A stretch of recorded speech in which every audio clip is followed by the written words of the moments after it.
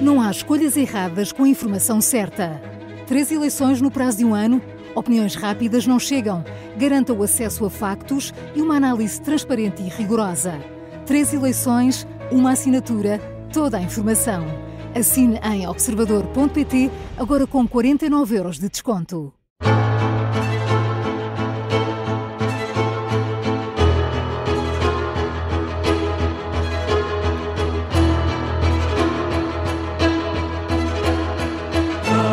Vamos embarcar em mais uma viagem e vamos andar pelos 5 continentes. Eu sou o João Costa e Silva, comigo está o José Rafael Lopes e contamos também com o historiador Bruno Cardoso Reis para olhar para a geopolítica internacional. Mas esta semana temos uma convidada especial, isto numa altura em que a guerra comercial nos Estados Unidos e também com as tarifas aplicadas por Donald Trump está no horizonte. Recebemos Daniela Mello, especialista em política norte-americana, que também está, à semelhança do Bruno, também nos Estados Unidos. Junta-se a nós para uma edição especial muito focada no futuro deste país. Bruno Cardoso Reis, Daniela Mello, sejam muito bem-vindos aos 5 continentes. Olá. Olá, obrigado.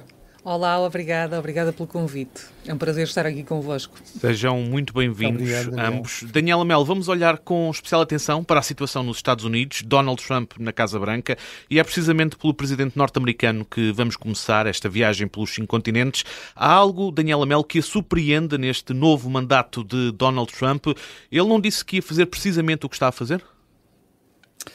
Ora bem, ele está a fazer, sem dúvida, muito do que prometeu, talvez até mais do que prometeu ao seu eleitorado durante a campanha eleitoral.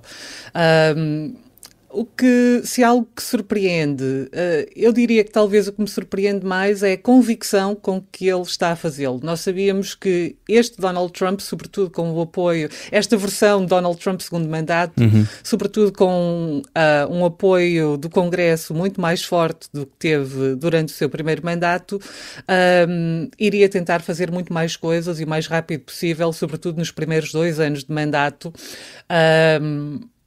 por ter essa maioria, mas realmente a veemência,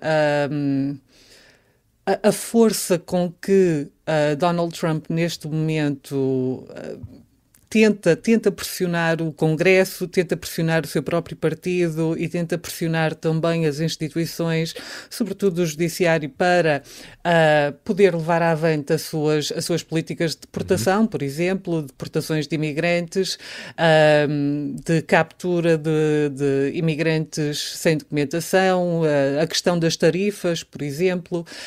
Nota-se aqui que realmente Donald Trump, por um lado, sente-se muito mais convicto, muito mais forte, sabe o que está a fazer, está rodeado apenas de yes men que não o contradizem, pelo menos diretamente, aparentemente, e também é um presidente que agora tem imunidade. Portanto, eu acho que este conjunto de fatores trouxe-nos uma versão do presidente Donald Trump sem...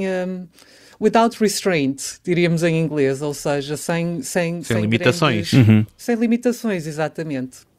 E Bruno, vamos até ti perguntar também se ficaste surpreendido de alguma forma com a posição que está a ser tomada pelo presidente norte-americano no que toca a esta questão.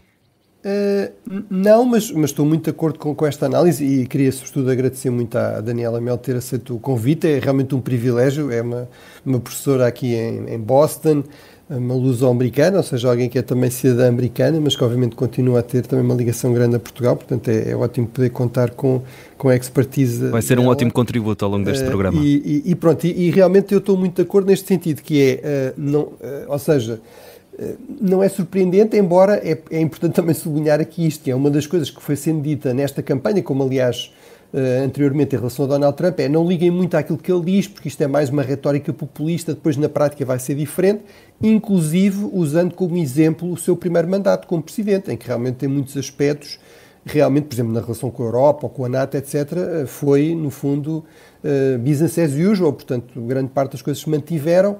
Agora, a grande diferença, e foi algo que, enfim, eu escrevi, portanto, está escrito, os ouvintes podem verificar, não é algo que esteja a dizer agora depois de ter acontecido, algo que eu fui sublinhando era, parecia-me que desta vez seria realmente diferente, ou seja, Donald Trump poderia ser muito mais livre, muito mais radical e muito mais eficaz, porque havia todos os sinais de que ia ter uma equipa, desta vez, ao contrário do primeiro mandato, em que nem ele estava à espera de ganhar, nem o Partido Republicano nem o Partido Republicano estava ainda alinhado com ele, portanto, basicamente os seus ministros eram republicanos tradicionais que, em muitos casos, resistiram ativamente àquilo que ele queria fazer, por exemplo, na questão das guerras comerciais. Temos, enfim, testemunhos do seu ministro das Finanças a dizer que retirou um papel em que ele queria preparar-se para uma guerra comercial, penso que era com a Coreia do Sul, e, portanto, ele tirou de lá o papel. Enfim, aliás, algo bastante questionável, digamos, do ponto de vista do que seria um funcionamento normal de um governo, mas a verdade é que desta vez ele tinha realmente, como dizia a Daniela, uma equipa de lealistas preparados, um programa de governação preparado em linha com as suas prioridades. Agora, apesar de tudo, há aqui esta questão que é, depois há coisas que, enfim, chocam umas com as outras, porque isto do populismo, de oferecer soluções simples e simplistas para problemas muito complicados, depois às vezes cria problemas. Por exemplo, ele prometeu que ia baixar, digamos, a inflação, os preços, que aliás seria sempre uma promessa muito difícil de cumprir, porque uma vez os preços tendo subido é sempre muito difícil voltarem a descer, mas essa era a promessa e muita gente entendeu isso como até a sua principal promessa.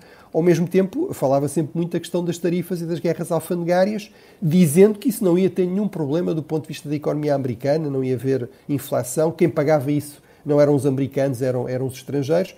Ora, nada disso era verdade e percebeu-se que há aqui um choque entre estas várias prioridades. Portanto, vamos ver como é que esse choque se resolve.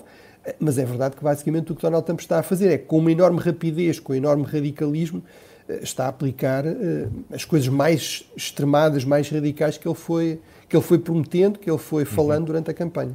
E é uma situação à qual vamos continuar a estar atentos. Daniela Melo, vamos olhar para o futuro próximo dos Estados Unidos. Falo das intercalares de 2026, no próximo ano.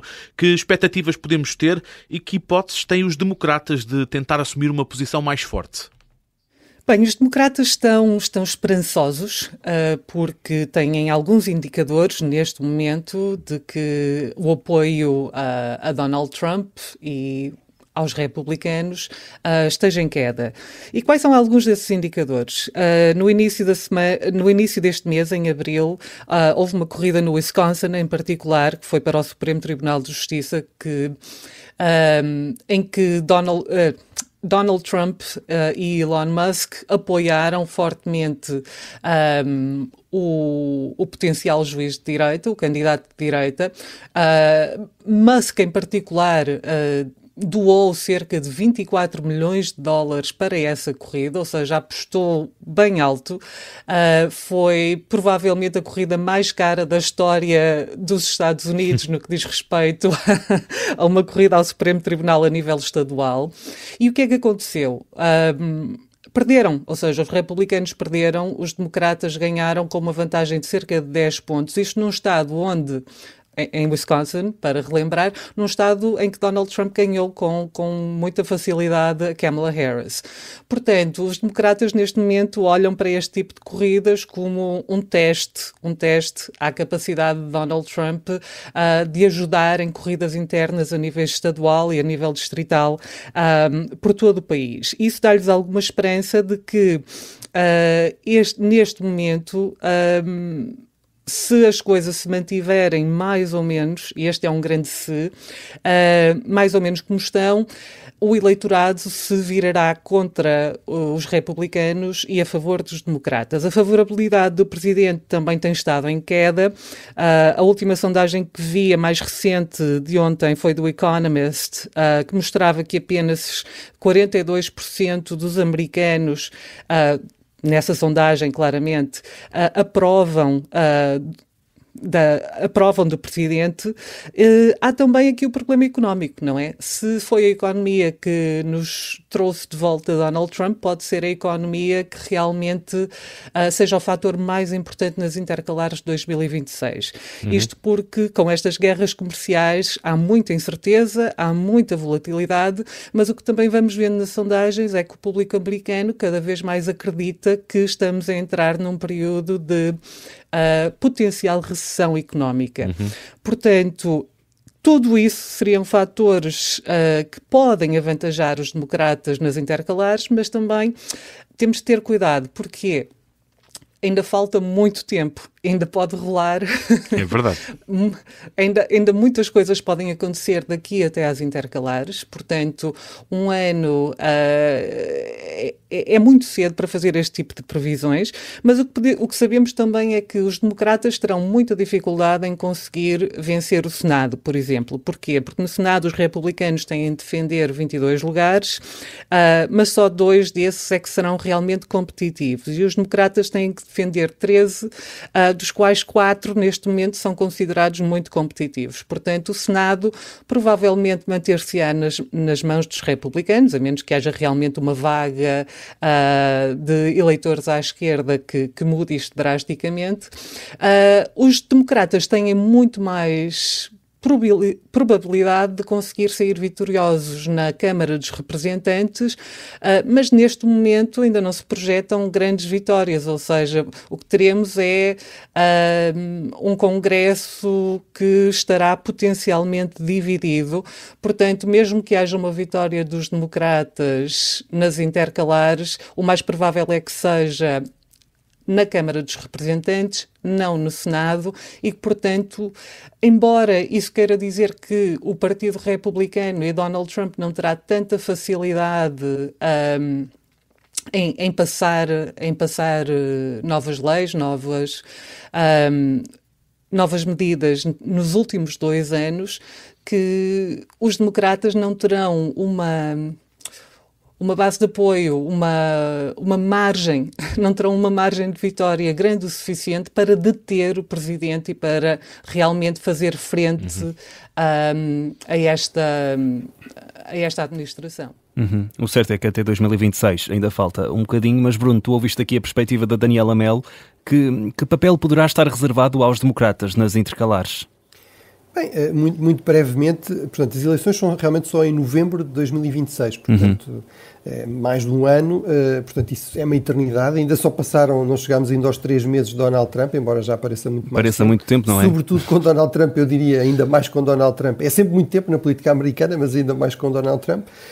Depois temos esta questão de saber se os democratas conseguem organizar-se e ter candidatos realmente o mais competitivos possível, para, no fundo, tirar o máximo partido desta eventual impopularidade.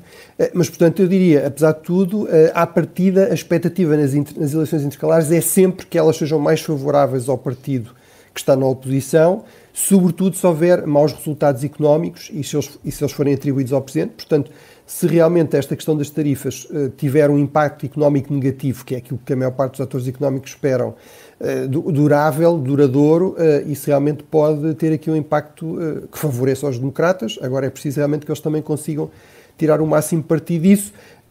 Será muito importante perceber em que escala é que isso acontece realmente. Como dizia a Daniela muito bem, é muito mais fácil na Câmara dos Representantes, onde toda a gente vai a eleições, de facto haver uma mudança, do que no Senado, onde só vai 1/3 dos lugares e, portanto, isso depende sempre de ano para ano. Neste caso, essa eleição, apesar de tudo, é mais fácil para os republicanos e, portanto, isso significa que seria preciso realmente aqui uma grande vaga de fundo para os democratas conseguirem voltar a recuperar plenamente o Congresso. Sem isso, realmente, podem limitar alguma coisa as ações de Donald Trump, mas, por exemplo, o Senado tem um papel muito importante em tudo o que são nomeações, etc., mais importante do que a Câmara dos Representantes, e portanto, isso limitará, digamos, o impacto mesmo de uma eventual vitória democrática. Em todo caso, será politicamente significativo em termos de, digamos, um cartão amarelo a Donald Trump. Daniela Melo, vamos olhar para uma das declarações mais polémicas de Donald Trump desde que voltou à Casa Branca, sobre a possibilidade de fazer um 3º mandato na presidência dos Estados Unidos. Franklin Roosevelt fê-lo, é certo, mas num contexto em que havia guerra mundial, a Segunda Guerra Mundial. Há aqui algum risco para a democracia, Daniela Melo? Há um risco para a democracia, mas esse risco está patente não só nesta polémica que Donald Trump vem lançando muito abertamente quando fala com jornalistas nas últimas semanas sobre o 3º mandato, mas há aqui, sem dúvida, vários desafios à Constituição e é isso que Donald Trump nos tem habituado. Falando diretamente sobre a questão do 3º mandato, Franklin Roosevelt, é verdade, foi eleito, se não estou em erro, 4 vezes. Fê-lo num contexto de guerra, é verdade, mas também de grande popularidade. Ou seja, era um presidente popular e num contexto em que a Constituição permitia que isso acontecesse. Mas a reação a esses termos a esse momento histórico nos Estados Unidos foi realmente passar a 22ª emenda à Constituição para não permitir que isso voltasse a acontecer e que existisse uma verdadeira rotatividade no acesso à presidência e, portanto, que um candidato mais populista ou mais popular não pudesse ficar por muitos mandatos. A 22ª emenda basicamente impede constitucionalmente que Donald Trump possa recorrer a um terceiro mandato. Ele tem falado muito abertamente sobre a possibilidade de, por exemplo, ter um ticket em que J.D. Vance ou qualquer outra pessoa fosse o candidato a presidente, ele como candidato a vice-presidente e depois basicamente assumir funções com uma demissão de um potencial J.D. Vance como presidente. Isso lança muitas dúvidas. Do ponto de vista institucional, não parece legal, até porque não só a 22ª emenda, mas a 12ª emenda da Constituição impede alguém de concorrer à vice-presidência que já esteja impedido constitucionalmente também de concorrer à presidência. Portanto, do ponto de vista legal e institucional, não parece possível.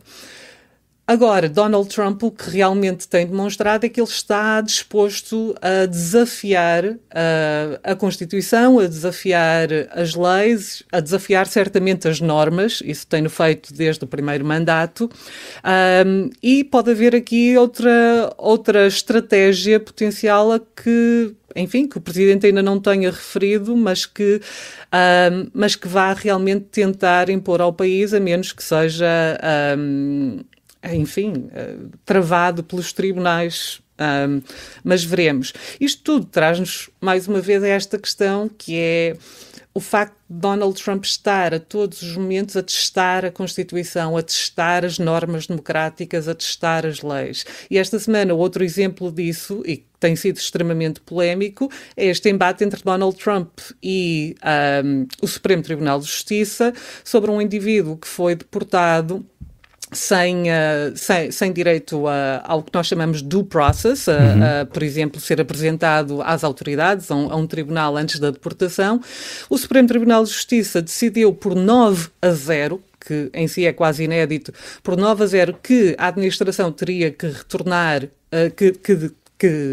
fazer tudo o possível para trazer esse indivíduo de volta para os Estados Unidos, e o Presidente basicamente tem respondido arrastando a situação, dizendo que não tem capacidade, que a administração não tem capacidade de o fazer, e aproximamos-nos aqui cada vez mais de um embate constitucional entre uma verdadeira crise constitucional entre o poder judiciário e o poder da Casa Branca e do Presidente. Portanto, estamos a atravessar um momento extremamente tenso, que só ficaria ainda mais tenso se Donald Trump realmente se lançasse a um terceiro mandato e enfim, veremos.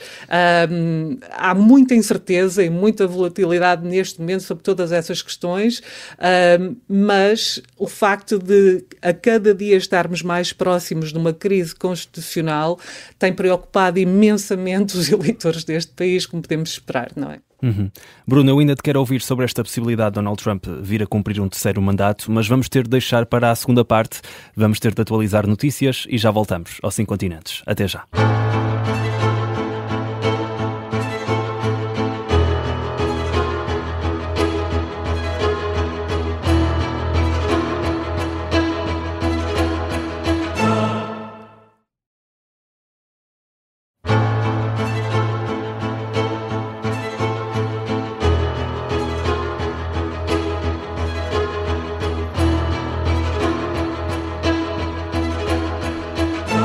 Estamos de volta aos 5 continentes, uma edição especial para olhar para a situação política dos Estados Unidos, sobretudo desde que Donald Trump regressou à Casa Branca.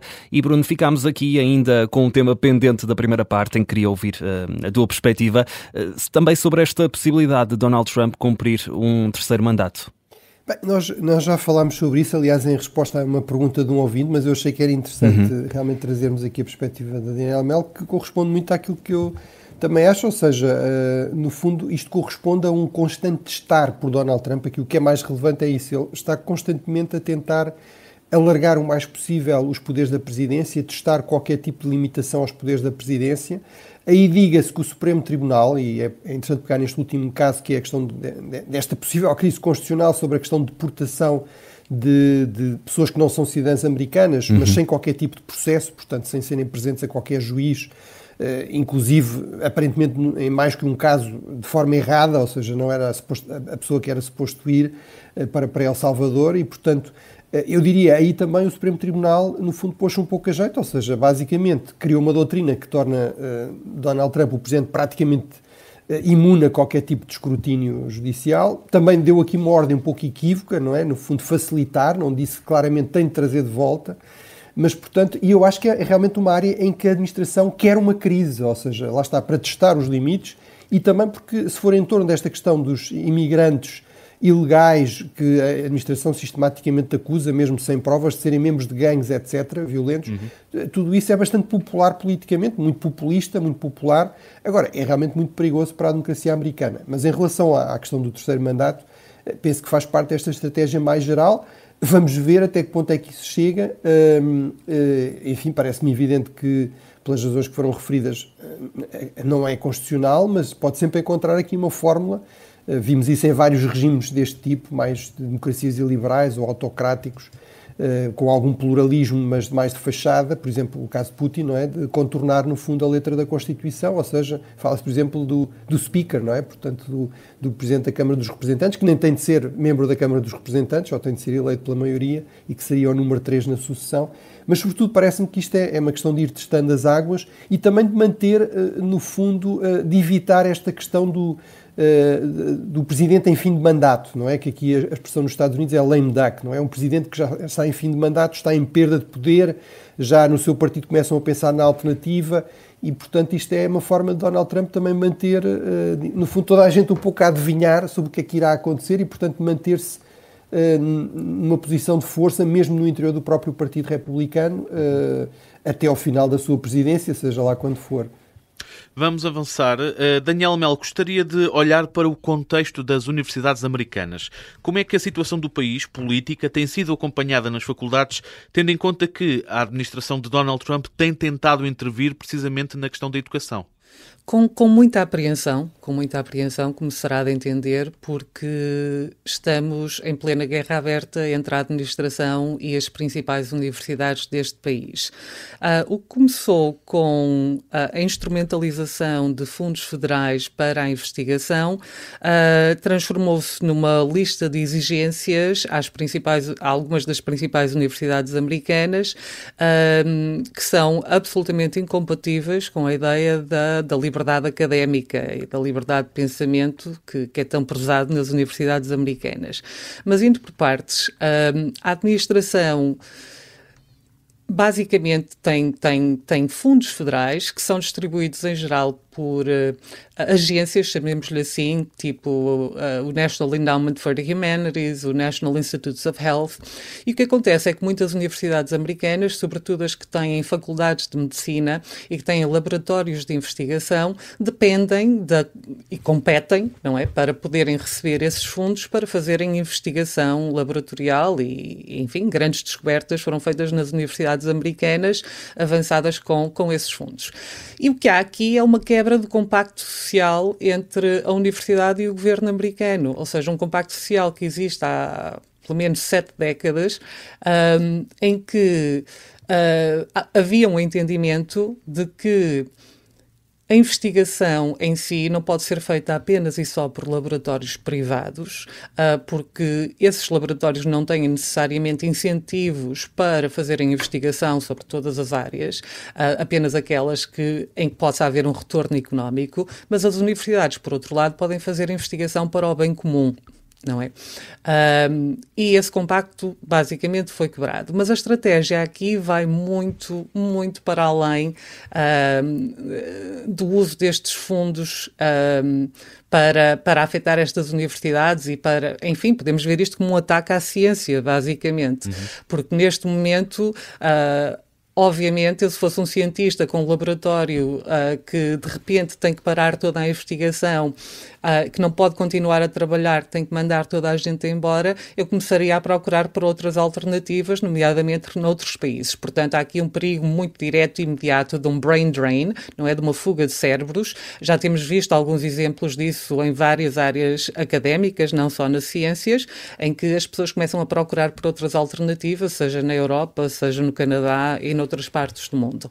Mas isto aqui vai muito mais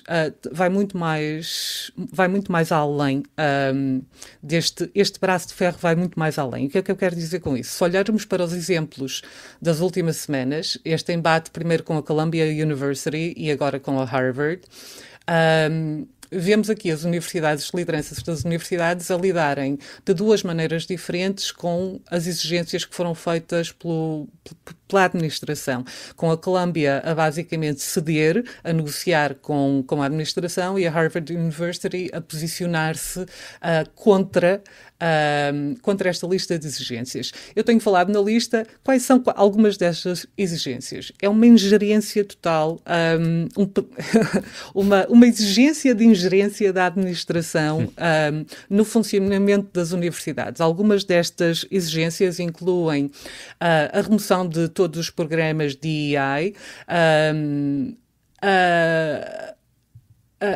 uma vistoria ao processo de admissão de alunos à universidade, uma auditoria aos departamentos nas faculdades,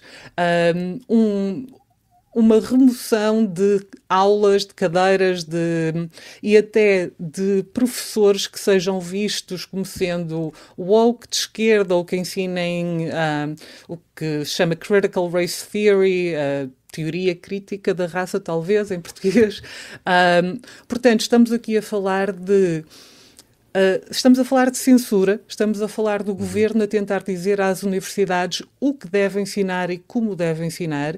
Isto é totalmente contrário à ideia da universidade. Ou seja, a universidade não pode ser um espelho da ideologia do governo. A universidade tem de ser um espaço aberto de pensamento crítico, de novas ideias. Este braço de ferro, neste momento, é inédito nos Estados Unidos. Nem durante o macartismo as universidades se sentiram tão pressionadas, e o que a administração continua a mostrar é que leva isto muito a sério, ou seja, isto faz parte realmente dos valores de Donald Trump, de uma das promessas eleitorais que ele fez de tentar desradicalizar, do ponto de vista dele, as universidades, porque ele considera que as universidades americanas foram tomadas pela esquerda, foram tomadas pelo pensamento woke, e que a função dele como presidente é usar todos os instrumentos possíveis para transformar essa realidade que ele imagina, mas ao fazê-lo, o que ele está, na verdade, a fazer é tentar impor uma nova visão ideológica sobre a universidade e a tentar intervir em universidades que, aliás, são privadas, que também é um ponto importante aqui. Não são universidades públicas. Portanto, estamos aqui num momento muito, muito sério e de grande tensão. Bruno, tu em Washington também tens acesso privilegiado a este tipo de informações. Como é que tens acompanhado, não só em Georgetown, mas nas restantes universidades, esta questão também que a Daniela Mello falava do pensamento woke das universidades, e que Donald Trump parece querer retirar essa radicalização da esquerda, podemos lhe chamar assim? Bem, eu posso falar sobre de Georgetown, enfim, com muito menos experiência, apesar de tudo, que a Daniela, que já está cá há bastante tempo, há bastantes anos, mas no fundo, enfim, Georgetown não é uma universidade propriamente boa, que é uma universidade, aliás, católica, de tradição jesuíta, etc. Ainda recentemente houve um protesto, a resposta da reitoria foi dizer, atenção, que não, enfim, protestos sim, mas dentro da lei, não pode haver condicionamento aqui à liberdade de expressão. A universidade deve ter espaço para as pessoas serem confrontadas com ideias com as quais discordam, etc. Mas, enfim, eu até posso reconhecer que pode haver alguma falta de diversidade, se calhar, ideológica, que seria desejável que houvesse mais nas universidades, embora isso seja um processo complexo, quer dizer, acho que há também aqui um processo, muitas vezes, de autosseleção, ou seja, se calhar as pessoas que estão mais alinhadas à direita têm uma certa hostilidade às universidades e, portanto, acabam por optar por outras carreiras, por exemplo. Mas, enfim, tudo isso se pode discutir. Agora, o que é bastante evidente, e é o ponto crucial aqui levantado pela Daniela, que é, quer dizer, como é que se pode dizer que o problema era, no fundo, haver uma espécie de policiamento do pensamento, cultura de cancelamento, e houve alguns casos em que isso talvez se possa apontar nesse sentido e criticar, e depois a emenda é, no fundo, pôr o Estado a ter essa função de policiamento ideológico, de o que é que se pode dizer, o que é que se pode ensinar, quem é que pode ser contratado, etc. Portanto, tudo isso, como dizia a Daniela, é acabar com toda a tradição que fez a grandeza das universidades americanas, que foi uma enorme vantagem das universidades americanas. Por exemplo, uma das grandes explosões, enfim, no progresso, até em termos de capacidade de investigação, com todas as implicações que isso tem de inovação tecnológica, económica, etc., nos Estados Unidos foi, a partir dos anos 30, com a fuga de cérebros da Europa. O Einstein é o exemplo mais clássico disso, mas, enfim, tudo o que eram grandes cientistas, a começar pela Alemanha nazi, mas depois muitas outras zonas onde entraram regimes ditatoriais ou foram ocupados pelos próprios nazis, etc. Muita gente fugiu da Europa e veio-se refugiar nos Estados Unidos, nas universidades americanas, onde podia pensar livremente, não é? Onde podia falar livremente. Portanto, realmente isto é um enorme tiro no pé, ou seja, é acabar com uma das grandes fontes de riqueza, de inovação, de prestígio dos Estados Unidos a nível global.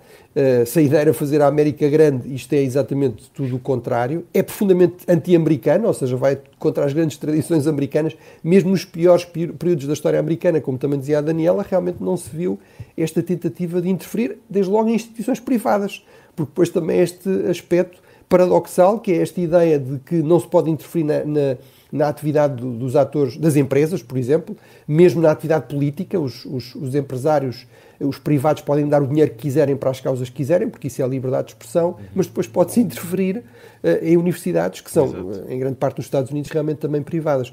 Portanto, é realmente uma crise, mas mais uma vez nesta linha, que é em todo o momento Donald Trump e a sua equipa a tentar o mais possível testar os limites, ultrapassar os limites, conseguir mais poder do que alguma vez algum presidente teve na história dos Estados Unidos. Daniela Melo, Bruno Cardoso Reis, já estamos nos últimos 10 minutos destes 5 continentes e, Daniela, vou perguntar-te sobre a comunidade luso-americana em New Bedford, um local com forte presença portuguesa e onde também há existência de muitas pessoas pró-Trump, digamos assim, se é que posso utilizar desta forma o termo. Daniela Melo, a minha pergunta é mesmo assim, apesar da questão das deportações que tem sido muito defendida por Donald Trump? Sim, parece que sim. Eu vivo em New Bedford já há muitos anos. Há realmente uma comunidade luso-americana muito forte em New Bedford e em Fall River, que são as principais duas cidades do condado de Bristol, em Massachusetts, e que são dominadas realmente pela cultura luso-americana, sob todos os aspectos. Aliás, são duas cidades, New Bedford e Fall River, que têm uma presença portuguesa há mais de 150 anos, 170 anos. Portanto, estamos a falar realmente de uma comunidade que está muito enraizada aqui. De acordo com o último censo, em New Bedford, cerca de 1 em cada 3 pessoas identifica-se como sendo luso-americana, mas sabemos que os números reais são muito mais altos.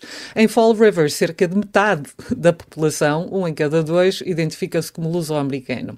E isto é importante porquê? Porque nós não temos realmente noção de quantos luso-americanos é que estão a votar necessariamente em Donald Trump, mas estas duas cidades dão-nos uma indicação de que há realmente um movimento para a direita nestas comunidades luso-americanas que, aliás, historicamente sempre foram comunidades de esquerda.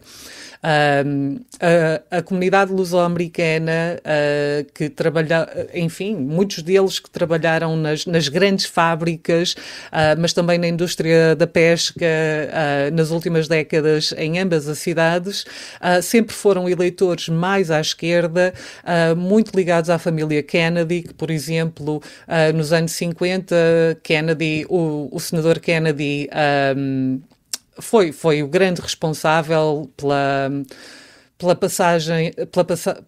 aprovação, peço desculpa, foi o grande responsável pela aprovação do Refugee Act, que trouxe muitos açorianos como exilados de Portugal, depois da erupção do vulcão dos Capuchinhos. Portanto, sempre houve aqui uma ligação muito forte à esquerda. Entretanto, o que também é muito interessante aqui é perceber que a comunidade luso-americana, não temos os números exatos, mas temos aqui uma correlação muito forte que mostra que tem havido realmente muito mais apoio por Donald Trump dentro da própria comunidade. E vemos isso em Fall River, que foi uma cidade que sempre votou à esquerda e onde, por exemplo, alguém como Obama ganhou com mais de 70% do voto, ainda há poucos anos, e que este ano votou por Donald Trump. Este ano, digo, há uns meses, já no ano passado, votou por Donald Trump. E em New Bedford, Donald Trump quase venceu, conseguiu 49% do voto. Portanto, há aqui muitos votos da comunidade luso-americana. O que é que pode explicar isto? Várias coisas, ou seja, estamos aqui a falar de, apesar de Fall River e New Bedford serem cidades num estado muito à esquerda, ou considerado muito à esquerda, como Massachusetts, na verdade têm mais em comum com, do ponto de vista económico, do ponto de vista estrutural, são duas cidades que têm muito mais em comum com o mundo pós-industrial, tipo da Pensilvânia, do Midwest americano, porque foram cidades que perderam imenso poder económico, perderam muitos trabalhos com a globalização, com a NAFTA, ou seja, tudo isso trouxe o fechamento de muitas fábricas, a perda de muitos trabalhos e os eleitores luso-americanos, em particular, foram mais afetados do que outros nessas cidades por serem exatamente a maioria e por trabalharem também nessas fábricas, não é? Portanto, há uma sensação de abandono, tanto do Partido Democrata como do Partido Republicano, nesta classe trabalhadora que é luso-americana. Em New Bedford, há outro fator que também é interessante salientar, que é a indústria pescatória. Porquê? New Bedford tem um dos principais portos, certamente o mais valioso nos Estados Unidos em termos de valor da pesca, dedica-se sobretudo à pesca da vieira, que tem muito valor de mercado, e essa comunidade pescatória também, tradicionalmente, tem um peso muito grande da comunidade portuguesa e quase todos os pescadores em New Bedford votaram por Donald Trump muito abertamente. E aí a questão não é tanto o pós-industrialismo, porque isso não se aplica da mesma maneira à indústria pescatória, aí tem a ver com a chegada das energias renováveis. Porque New Bedford apostou muito, não só na última administração, mas nos últimos 10 anos, em trazer a energia eólica, offshore wind, para New Bedford. E os pescadores veem isso como um ataque direto ao seu modo de vida. E, portanto, votaram em Donald Trump na esperança de que Donald Trump basicamente acabasse com estas políticas ambientalistas que eles veem como algo que põe em risco a sua capacidade de continuar a pescar nas águas de New Bedford. Portanto, há aqui muitos fatores interessantes, mas é bastante óbvio que a comunidade luso-americana, eu não digo a sua maioria, porque não temos esses números, mas que houve uma grande viragem à direita e que isso influenciou, obviamente, o voto final nestas duas grandes cidades.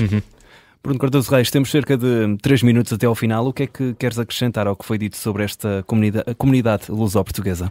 Só que acho muito interessante e, portanto, acho que vamos dar a palavra à Daniela, mas, no fundo, há um pouco este fenómeno nas comunidades imigrantes, sobretudo mais antigas, realmente, pode-nos parecer estranho, mas, no fundo, é esta ideia de que eles entraram legalmente ou já estão legalizados, ou que, no fundo, mesmo quando estão ilegais, são pessoas ordeiras, pacíficas e, portanto, que esta questão das deportações não os irá afetar e que até se pode justificar. E há realmente, até em termos genéricos, este fenómeno de, no fundo, o imigrante que fecha a porta a seguir a ele entrar, no fundo até por razões de interesse económico, mas como a Daniela explicou muito bem, há aqui vários outros fatores e também é importante não generalizar, ou seja, também não temos dados para dizer que toda a gente é apoiante de Donald Trump, mas há razões que foram explicadas para se perceber que isso pode acontecer. Nós, entretanto, estamos a chegar ao final deste programa especial em que estivemos a olhar para a situação nos Estados Unidos, mas antes de fechar o episódio vamos à sugestão. Por norma, é o Bruno Cardoso Reis a deixar uma recomendação. Hoje, Daniela Melo, a responsabilidade fica consigo.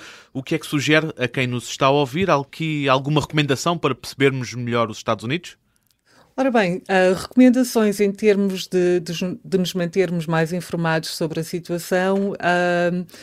Eu não vou fazer uma recomendação de livros, vou fazer uma recomendação talvez de podcasts, sobretudo para quem consiga perceber inglês e seguir essa informação em inglês. Porquê? Porque está tudo a mudar tão rápido que é realmente importante irmos percebendo as principais manobras da administração para tentar transformar este país internamente. E, portanto, eu aí deixo a sugestão, talvez, do podcast do New York Times, que se chama The Daily, que é um podcast bastante interessante, que todos os dias faz um apanhado de uma grande história que tenha, ou de um grande episódio que se esteja a passar nos Estados Unidos, e também deixa a sugestão do podcast. É a versão, Daniela, desculpa, da história do dia. Da versão do New York Times. Exatamente. Exatamente. Aproveitamos para fazer publicidade aqui à nossa versão. Mas muito é uma ótima bem, recomendação. bem. Força, Daniela. Muito bem. E deixo também a recomendação do mesmo programa, de uma versão parecida desse programa do Washington Post, que é The Post Reports. São duas presenças diárias na minha vida. De manhã levanto-me e ouço sempre estes podcasts e também muitos outros de política atual, mas são muito bem feitos, muito bem pesquisados e realmente ajudam a perceber as tensões internas dentro dos Estados Unidos. Daniela Melo, agradecer-lhe o facto de ter-se juntado aqui a nós enquanto convidada especial destes 5 continentes em que estivemos a olhar, no fundo, para o futuro dos Estados Unidos e para Donald Trump, que é o grande protagonista. Bruno, Daniela Melo, muito obrigado e até uma próxima. Obrigado. Obrigada.